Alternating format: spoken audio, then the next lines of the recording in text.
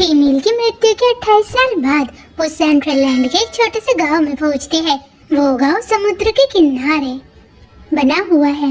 वो चाहते हैं फ्रीरेन और फर्न उस बीच को साफ करे, क्योंकि यहाँ रहने वाले लोगों का मानना है कि नया साल आने वाला है और ठीक नए साल के दिन उगता हुआ सूर्य बहुत खूबसूरत लगता है।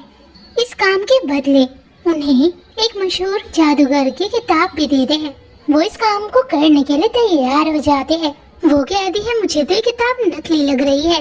अगर आप ये जानते थे तो आपने इस काम को करने के लिए क्यों तैयार हुए? फ्रीरेन कहती है, मैं इस काम को अपने लिए करना चाहती थी। ऐसे ही कुछ दिन बीतते हैं। वो पानी के अंदर पकौड़ा बाहर निकालते हैं और उसे चलाते भी है। फर्न गाँव वालों से बात करती है। वो कहते हैं इस साल बहुत ज्यादा ठंड पड़ने वाली है। फर्न इनके अंदर जाती है। वहाँ फ्रीरेन सो रही होती है। वो जब से फ्रीरेन के साथ रह रही है वो उसे उठाती है, वो उसके बाल भी बनाती है और उसके लिए खाना भी बनाती है। हर दिन उसका यही काम है। वो दोनों एक दूसरे के अच्छे दोस्त बन चुके हैं। फ्रीरेन को बहुत ज्यादा ठंड लग रही होती है। फर्न कहती है, आप बहुत अलग हो। मैं हर सुबह आपको उठाती हूँ, मैं आपके लिए खाना बनाती हूँ और आपको खाना भी खिलाती हूँ। मैं आपको तैयार भी करती हूँ। मुझे कभी कभी लगता है कि मैं आपकी मामा हूँ। फ्रीरेन कहती है, मैं ये काम खुद कर सकती हूँ। फर्न कहती है, आप तो शाम तक सोते हो। वो कहती है, ये बात तो सच है, इसके लिए मुझे माफ कर दो। वो पानी के अंदर जमा कूड़ा बाहर निकाल रही होती है। फर्न बोलती है, आपने उन तीनों के साथ अपनी यात्रा कैसे जारी रखी? क्योंकि अब तो मैं आपकी मदद करती हूँ, लेकिन उस समय आपकी मदद कौन करता था? क्योंकि उन्होंने आपको बर्दाश्त किया होगा। वो कहते हैं, हाइटर मुझसे बहुत ज्यादा परेशान हुआ करता था क्योंकि मैं हर समय सोती थी। उन्होंने बीच के अंदर जमा कूड़ा बाहर निकाल दिया है। अब उनका काम पूरा हो चुका है। वो आग जला रहे होते हैं। फ्रीरेन को बहुत ज्यादा अच्छा लग रहा होता है क्योंकि उसे बहुत ज्यादा ठंड लग रही थी और अब उसे गर्मी लग रही है। वो उन्हें खाना भी देते हैं। वो कहते हैं, कल नया साल है, आपको बीच के किनारे आना होगा क्योंकि वो दृश्य बहुत खूबसूरत लगेगा। वो एक जहाज को पानी के अंदर से बाहर निकालते हैं। जब वो एक जहाज की सफाई कर रहे होते हैं वहाँ उन्हें डाकू के सरदार का कंकाल भी मिलता है। उन्हें वहाँ एक बक्सा भी मिलता है जिसके अंदर का सामान खराब हो चुका है। वो अपने मैजिक से उसे जला देते हैं। रात को फर्न सो रही होती है। फ्रीरेन किताब पढ़ रही होती है। वो सोचने लगती है कि पास्ट में हीमेल ने उससे पूछा था कि वो नए साल के दिन यहाँ क्यों नहीं आना चाहती है। हाइटर बेड के ऊपर लेटा हुआ है। वो रो रहा है क्योंकि वो इस दिन कुछ कमीशन चाहता था। वो कहती है, मुझे समझ नहीं आता कि लोग नए साल के दिन इतना खुश क्यों होते हैं और उन्हें उगते हुए सूर्य को देखकर अच्छा क्यों लगता है। क्या उन्हें उसे देखकर सच में मजा आते हैं? अगले दिन वो सो रही होती है। फर्न उसे उठाती है। वो फर्न को थैंक यू कहती है। इसके बाद वो दोनों उगते हुए सूर्य को देख रहे होते हैं। उन्हें वो दृश्य बहुत खूबसूरत लग रहा होता है। फ्रीरेन जान चुकी है कि लोगों को उगते हुए सूर्य इतना खूबसूरत क्यों लगता है। वो याद करते हैं कि पास्ट में वो ईसेन के पूर्वजों की कब्र के पास जाते हैं, प्रार्थना करता है। वो कहते हैं, तुम ये क्या कर रहे हो?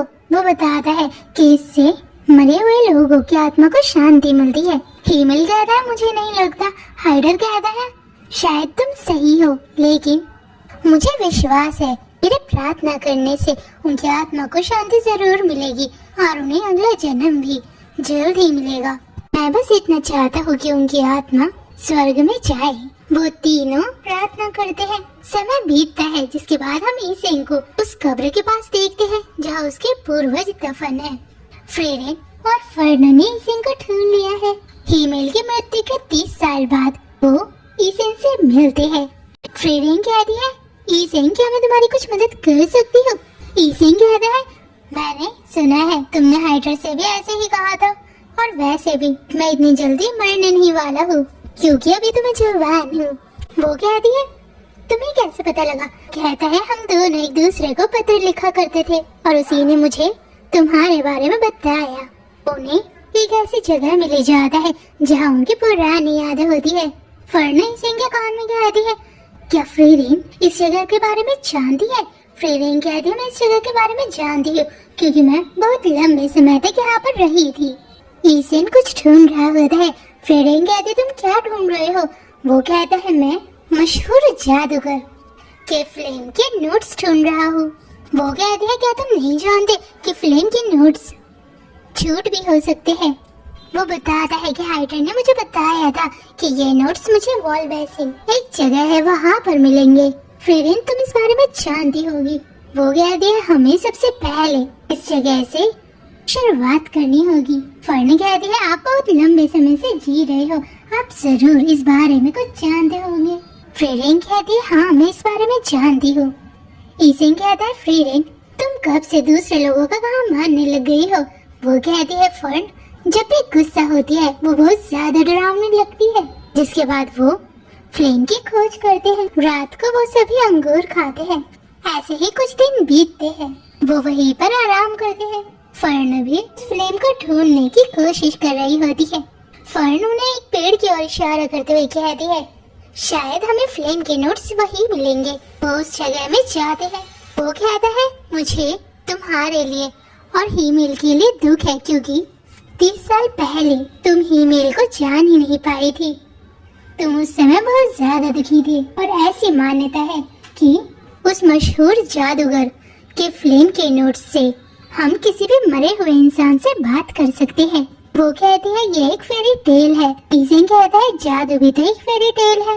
और वैसे भी क्या तुम हीमेल और हाइटर से बात नहीं करना चाहती हो? वो उस जगह में पहुँचते हैं। वो पेड़ बहुत ज्यादा बड़ा होता है। फ्रीरेन उन्हें बताती है कि ये पेड़ 1000 साल पुराना है क्योंकि ये सब मैंने अपनी आंखों से देखा था। मेरे मास्टर जो कि एक इंसान थे उन्होंने इस पेड़ को जमीन के अंदर लगाया था। उस समय मैंने उनसे कहा था कि आप तो एक इंसान हो और 1000 साल के बाद आप इस पेड़ को नहीं देख पाओगे।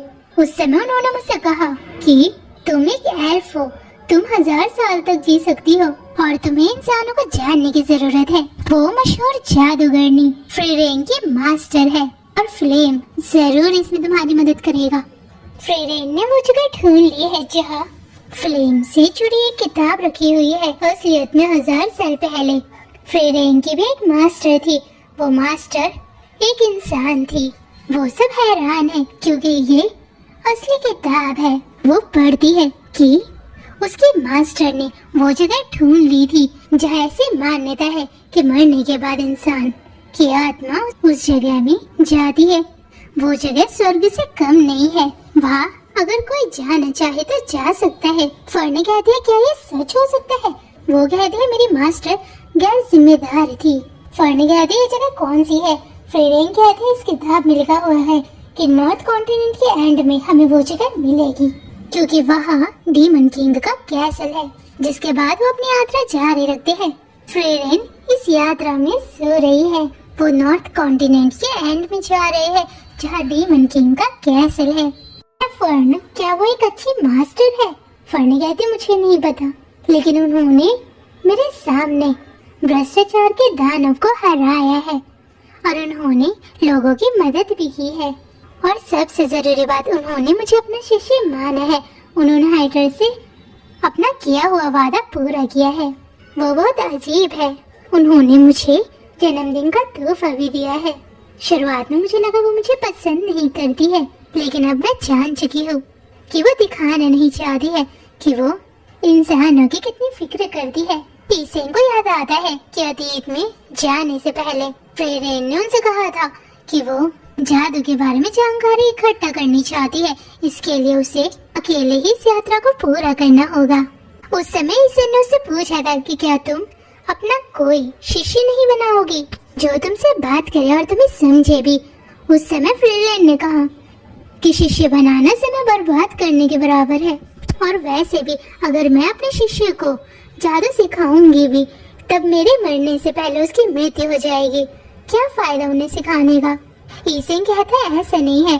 फ्रीरेन कहती है इंसानों की उम्र बहुत कम होती है। मुझे पता है हाइटर और हीमेन 100 साल तक जिंदा नहीं रह पाएंगे। मुझे उनकी बहुत ज्यादा याद आएगी। इन 100 सालों में मैंने बहुत सारे लोगों को मरता हुआ देखा है। तुम्हें एक दिन जरूर मेरी बात समझ में आएगी। वो और हीमल खुश है। ईसन उनके साथ जाने के लिए मना करता है क्योंकि अब वो बूढ़ा हो चुका है।